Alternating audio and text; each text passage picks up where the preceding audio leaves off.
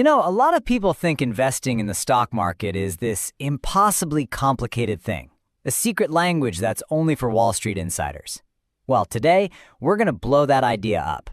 We're going to show you what might just be the simplest and most effective way to build some serious wealth. And the proof? Oh, it's fascinating. So let me just ask you this, right out of the gate.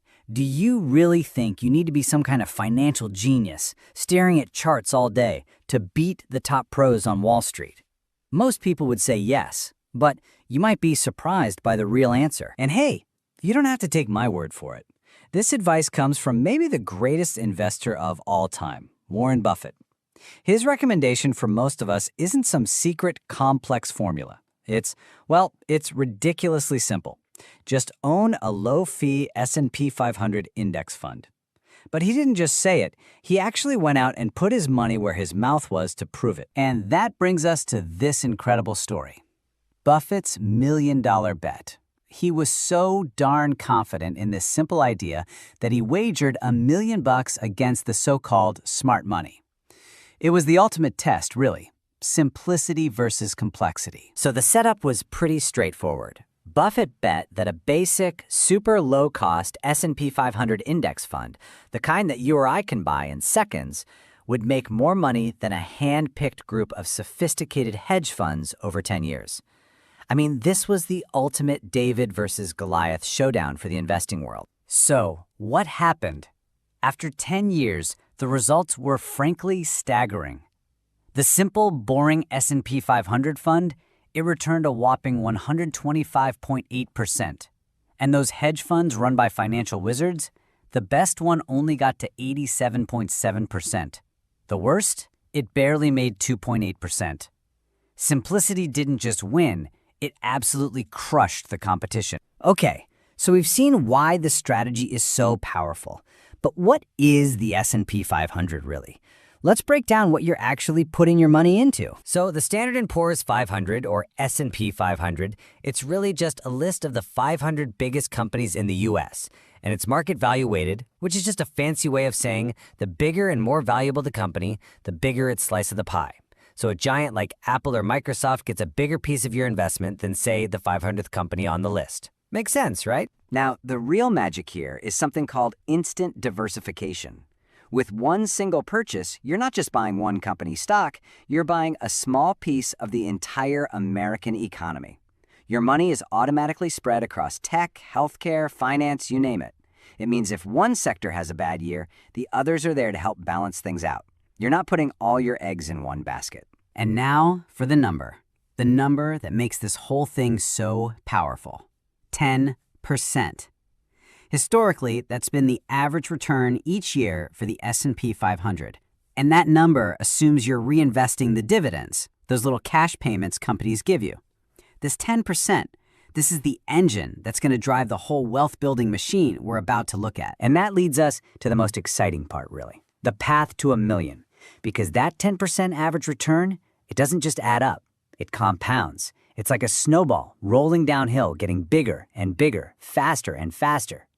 This is the magic that can turn small, regular investments into life-changing money. Okay, let's just run a quick example. Imagine you invest just $500 a month into an S&P 500 fund. After 10 years, assuming that average return, you'd have about $95,000. That's pretty great. You put in $60,000 of your own money, and the market kicked in another $35,000. A really solid start. But believe me, the real show is just getting started. Now let's hit the fast forward button for another 10 years. You might think, okay, so it should be about double, right? Nope, not even close. After 20 years, that portfolio has exploded to nearly $350,000. Now why the huge jump? It's because your earnings are now earning their own money. That growth curve is getting steeper. It's accelerating. And here it is, the moment we've been building to. You just keep that same pace for another 11 years. And bam, you cross the $1 million mark. This is the incredible, awesome power of compounding right in front of your eyes. And get this, over those 31 years, you would have put in $186,000 of your own money. The market, through this simple, hands-off strategy, generated over $900,000 for you. Just incredible. So becoming a millionaire, it isn't some pipe dream. It's literally just math. So, how do you actually do it? Well, let's get into your 3-step plan. And the best part is, the plan is just as simple as the whole idea behind it. Here it is, the entire playbook on one slide. Step 1, choose a low-cost fund. Look for an S&P 500 ETF. That just means exchange-traded fund. And find one with a tiny fee, a tiny expense ratio, like 0.03%. Step 2, automate it. Set it and forget it. Set up a recurring investment every single month. This takes all the emotion out of it. And step 3, reinvest all your dividends. Almost every brokerage has a simple switch you can flip for this, often called a drip. That's it. Seriously, that's the whole plan. All right, last but definitely not least, let's talk about how to invest even smarter. To really get the most out of this, we need to touch on 2 big things: taxes and some common traps you need to avoid. Now, this is huge. Where you hold your investments is almost as important as what you invest in. See, if you just use a standard brokerage account, you're going to owe the tax man money on your growth when you sell and on your dividends every year.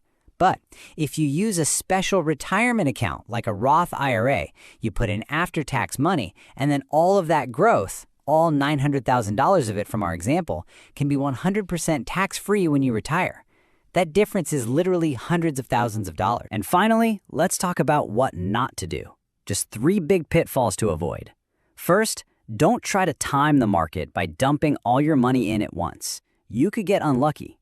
Instead, invest that same amount every month. Second, do not panic sell when the market drops. It will drop. It's normal. History shows it always comes back. And third, do not ignore fees. A 1% fee versus a 0.03% fee, it sounds small, but over 30 years, it can literally rob you of hundreds of thousands of dollars. So, at the end of the day, you don't need to be a Wall Street genius to build wealth. As we've seen, sometimes the simplest path, when you stick to it with patience, is actually the most powerful one. So the only real question left is, what are you going to start today?